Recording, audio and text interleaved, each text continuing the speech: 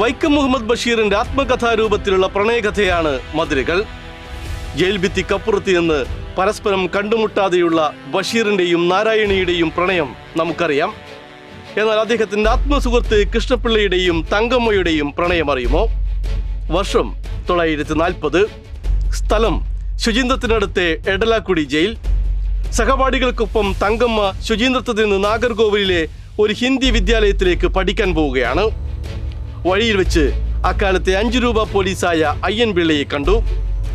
അയ്യൻ പിള്ള ഹിന്ദി പുസ്തകം എന്തെങ്കിലും ഉണ്ടെങ്കിൽ തരണമെന്ന് തങ്കമ്മയോട് പറഞ്ഞു. അവിടെ ജയിലിലുള്ള ഒരു കോൺഗ്രസ്സുകാരന് വേണ്ടിയാണെന്നും പറഞ്ഞു.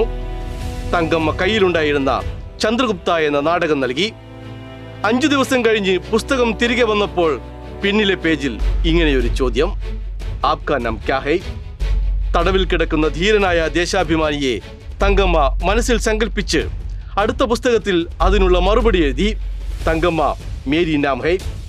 അങ്ങനെ പല പുസ്തകങ്ങളിലൂടെ തങ്കമ്മയുടെയും കൃഷ്ണപിള്ളയുടെയും പ്രണയം ഒളിച്ചു കടത്തപ്പെട്ടു.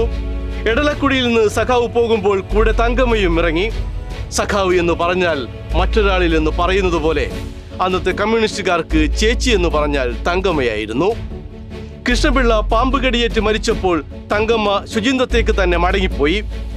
അവിടെ നീലകണ്ഠ ശർമ്മയുമായുള്ള വിവാഹത്തിൽ തങ്കമ്മയ്ക്ക് ജനിച്ച 3 മക്കളിൽ ഒരാളാണ് പിൽക്കാലത്ത് പ്രമുഖ മാധ്യമ പ്രവർത്തകനും ഏഷ്യാനെറ്റിലെ കണ്ണാടിയുടെ അവതാരകനുമായിരുന്ന TN ഗോപകുമാർ.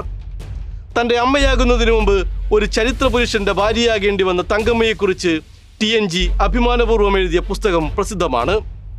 ശുചീന്ദ്രം രേഖകൾ. അമ്മയുടെ പ്രണയകഥ എഴുതാൻ മകൻ കാണിച്ച ധീരതയെക്കുറിച്ച് OV വിജയൻ ആ പുസ്തകത്തിന്റെ അവതാരികയിൽ തന്നെ പ്രശംസിക്കുന്നുണ്ട്. കേരളത്തിലെ ആദ്യത്തെ കമ്മ്യൂണിസ്റ്റിന് ഒരു സമരകഥ മാത്രമല്ല, സമരനിർഭരമായ ഒരു പ്രണയകഥയും ഉണ്ടായിരുന്നു.